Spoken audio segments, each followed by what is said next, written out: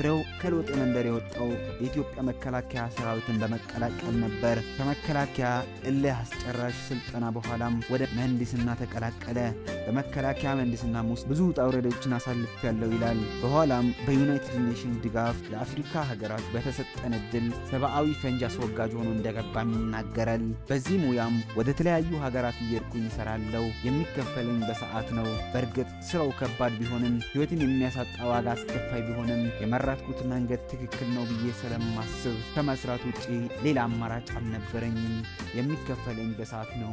ክፍያውን በዶላር ጥሩ ገንዘብ አገኝ ነበር። ገንዘቡን አጠራቅሜ ቢዝነስ ጀምሬ ነው አሁን የደረስኩበትን ደረጃ ለመድረስ የቻልኩት። አስታውሳለሁ በመከላከያ ውስጥ ስሰራ በጣም የቅርብ አለቃዬ አንተ ደፋር ነህ አለኝ። እኔም መልሼ ለጀነራሉ እንዲህ ስል ደፋር የሆንኩበትን ምክንያት ነገርኩት። ልጅ እያለን እኔና እህቴ ሳር አጭደን ስንመለስ ቀበሮ ሊነክሰን ይመጣል። እህቴን ትቼ ከሮጥኩኝ እሷን ይነክሳል። ቀበሮ ሲመጣ የሚከፈለውን ዋጋ እከፍላለሁ ብዬ አፉን ያስኩኝ።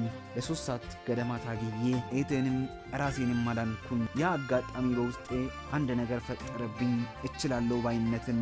ዋጋ ቢያስከፍልም የሚያስከፍለኝን ዋጋ ከፍዬ አድርጋለሁ ያልኩትን ነገር አድርጋለሁ ይላል።